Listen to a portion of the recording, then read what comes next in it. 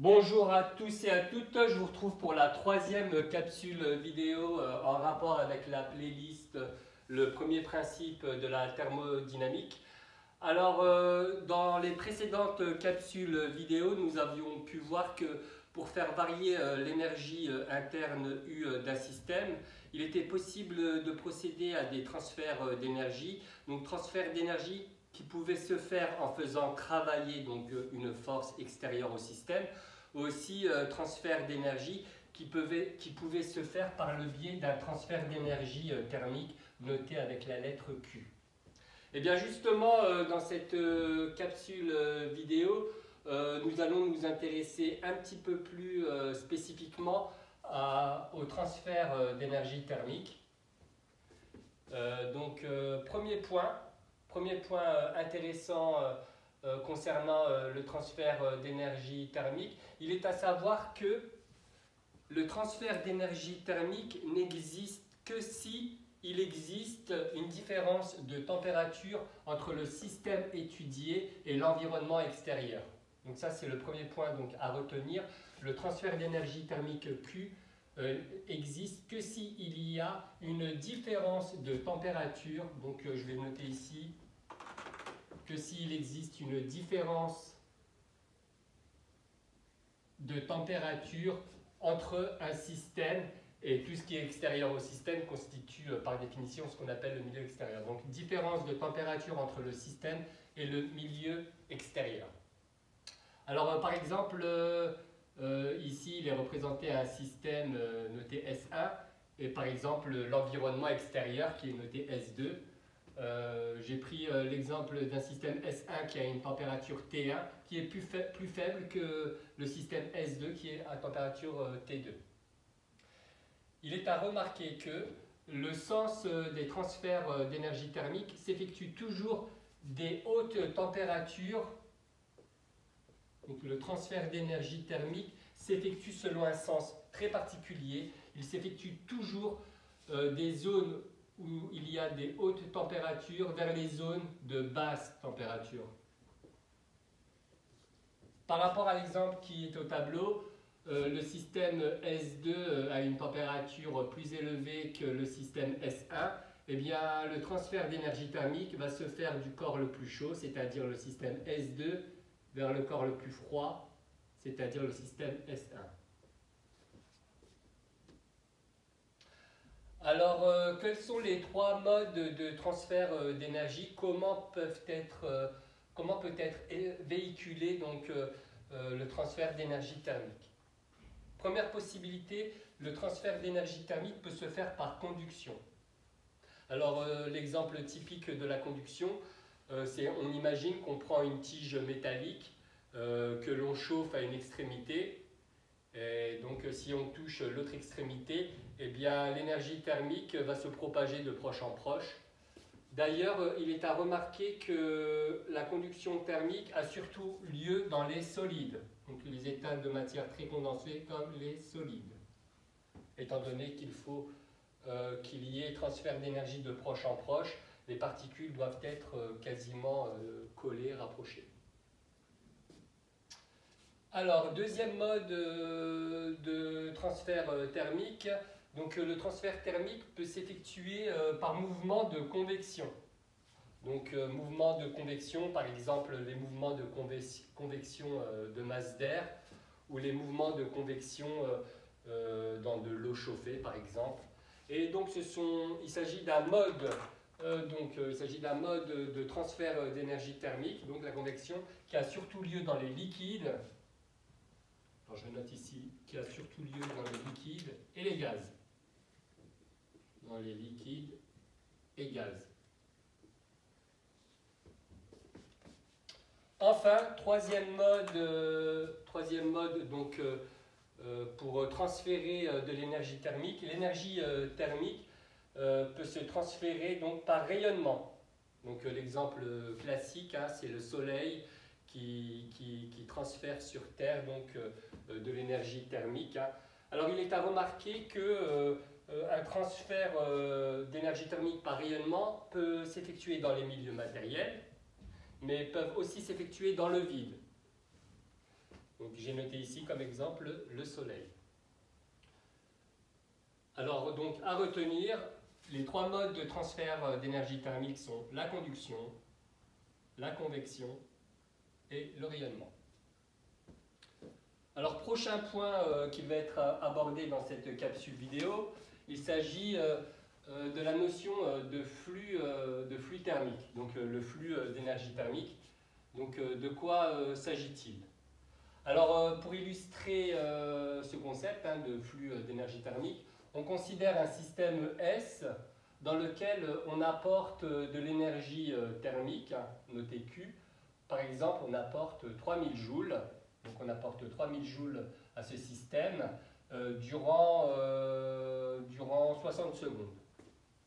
Eh bien, il est possible de calculer une grandeur qui s'appelle le flux thermique, qui est défini par l'énergie thermique divisée par la durée durant laquelle le système reçoit donc, cette énergie thermique. Donc dans notre cas de figure, le système S reçoit 3000 joules durant 60 secondes. Et donc en faisant le calcul, on trouve 50 joules par seconde. Alors il s'agit de watts, donc une énergie divisée par une durée, ça donne des watts, et ça correspond à la dimension d'une puissance. D'ailleurs, parfois on parle de flux thermique, noté phi, et on voit bien que c'est homogène à une puissance qui s'exprime en watts. Donc parfois on utilise le nom de puissance thermique au lieu de flux thermique. C'est équivalent. Dernier point qui va être abordé dans cette capsule vidéo, il s'agit de la notion de résistance thermique, donc la résistance thermique notée RTH. Donc, il a été choisi un exemple pour illustrer la notion de résistance thermique d'un matériau. Alors l'exemple en question, il s'agit de la vitre d'une fenêtre. Donc la vitre d'une fenêtre, on peut imaginer par exemple cette feuille de papier là, qui est la vitre de la fenêtre. Bien évidemment, la vitre de la fenêtre permet de séparer deux environnements.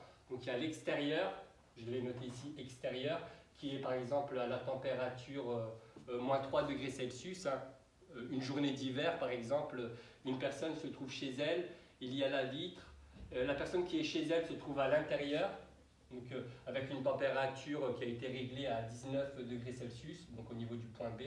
Et puis l'extérieur, journée d'hiver, il fait moins 3 degrés Celsius. Et le matériau séparant donc l'extérieur de l'intérieur, c'est la vitre de verre prise comme cela. Alors il a été rappelé aussi en information la valeur, donc ce sont des valeurs tabulées, des valeurs, ce sont d'ailleurs des données techniques. Il a été donné par exemple la valeur de la résistance thermique du verre qui a été utilisée à travers cet exemple-là. Donc une valeur qui est égale par exemple à 0,023 degrés Celsius par watt. Et le matériau en question, qui est la vitre en verre, va posséder une certaine résistance thermique et comme son nom l'indique, va plutôt essayer de s'opposer donc au flux thermique. Alors flux thermique qui existe car il y a bien une différence de température entre moins 3 degrés Celsius et puis 19 degrés Celsius. Il existe bien donc une différence de température et comme on l'a vu précédemment, s'il y a une différence de température, il va y avoir donc un transfert d'énergie thermique. Il va y avoir donc aussi de ce fait donc automatiquement un flux thermique. Alors, en fonction du matériau utilisé, il est facile de comprendre que le flux thermique n'est pas le même selon l'épaisseur du matériau utilisé aussi. Alors, il y a une formule qui permet de calculer le flux thermique en fonction de la résistance thermique. Alors, cette formule est facile à retrouver parce qu'elle ressemble un petit peu à la loi d'Ohm. Donc, j'ai fait un petit rappel ici concernant la loi d'Ohm. Donc, lorsqu'on a une résistance parcouru par un courant d'intensité I et qu'on s'intéresse à la différence de potentiel UAB, alors j'ai oublié ici UAB, qui vaut VA moins VB, eh bien la loi d'Ohm permet d'écrire I égale donc UAB divisé par R, c'est-à-dire VA moins VB divisé par R. Il y a une analogie justement donc, à la loi d'Ohm qui a été étudiée en électricité, et puis la formule que nous allons écrire concernant le flux thermique par rapport à la résistance thermique RTH. Donc si on regarde l'analogie en question, le flux thermique phi, il y a son analogue qui est l'intensité du courant I, donc I égale phi égale. On a vu que dans la loi d'Ohm, au numérateur, il y avait la différence de potentiel VA moins VB, donc UAB, hein, VA moins VB. Et bien là, il y a l'équivalent de la différence de potentiel, c'est TA moins TB, donc je note ici TA moins TB, divisé par, donc ici, au niveau de la loi d'Ohm en électricité, on avait divisé par la valeur de la résistance du conducteur ohmique. Et bien là, on va diviser par la valeur de la résistance thermique du matériau, donc RTH. Donc voici la formule que je vais encadrer en rouge, hein, qui permet de calculer la valeur du flux thermique qui traverse un matériau dont la résistance thermique est notée RTH, et matériau qui sépare deux zones de température T1 et TB. Alors par exemple, par rapport à notre exemple, la vitre en verre hein, qui sépare l'intérieur de l'extérieur, voici l'application numérique. Donc phi égale TA moins TB, donc TA moins TB, moins 3 degrés Celsius, moins 19 degrés Celsius, le tout divisé par la valeur de la résistance thermique du matériau en question. Ici c'est la vitre en verre, voici la valeur. En faisant le calcul, on trouve une valeur négative, moins 960 watts. Alors comment interpréter ce signe négatif? Comment interpréter ce signe négatif? Eh bien, c'est très cohérent car en réalité, on sait très bien qu'un transfert d'énergie thermique s'effectue toujours des zones les plus chaudes vers les zones les plus froides. Donc par rapport à l'exemple qui a été pris en compte, c'est l'intérieur de la maison qui est plus chaud, donc 19 degrés Celsius, que l'extérieur qui était moins 3 degrés Celsius. Donc en réalité, le transfert d'énergie thermique va plutôt s'effectuer dans ce sens-là, alors que tout à l'heure on l'avait représenté de la gauche vers la droite, il va plutôt se faire comme cela. Alors je vais dessiner ici.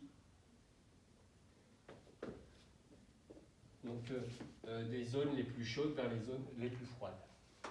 Voilà donc pour cette capsule vidéo. Je vous remercie de m'avoir suivi hein, et n'hésitez pas à noter en commentaire vos questions ou s'il y a un point qui mérite un peu plus d'éclaircissement. Je vous remercie bien. Au revoir.